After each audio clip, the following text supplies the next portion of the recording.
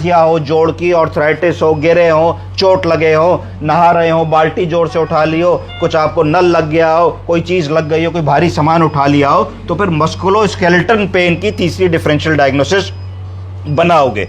बता सकता है वो व्यक्ति कि हाँ भाई जरा सा कुछ भारी सामान उठा लिया था, गिर पड़े थे या फिसल रहे थे तो बहुत ओवर स्ट्रेच हो गए थे, तो फिर उसमें पेन किलर का रोल है। तुम उसको कुछ एक जो दवा तुम्हारे पास होगी, ट्रेमेडॉल, पैरासीटामॉल, डिक्लोफिनेक, उसका किडनी फंक्शन और उम्र को देखते हुए डॉक्टर से तय करते हुए उस रास्ते पे जाओगे तो उसको उससे आराम मिलेगा।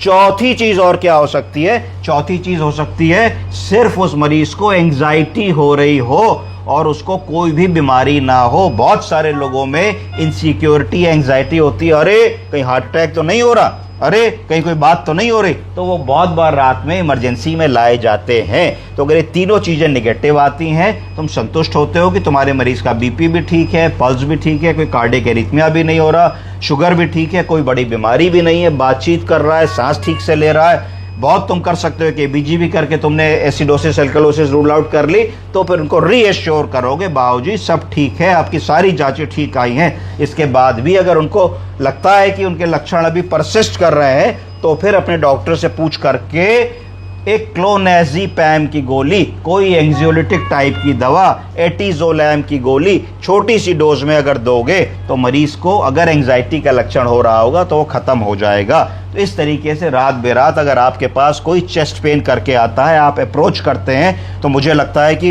एक 90% केसेस में हम इश्यूज रिजॉल्व कर लेंगे। कुछ ऐसे डिफ़िकल्ट बीमारियां और होती हैं जो एन्यूरिज्म है या बहुत आगे की चीज़ें हैं, उतना मुश्किल होगा हम लोगों के लेवल पे डील कर पाना। उसके लिए बड़े अस्पताल हम प्राइमरी केयर करके उनको सलाह दे सकते हैं आगे जाने की, पर एक 90-95% चीज़ें इतने से रिजॉल्व हो जाएंगी। समझ गई आप?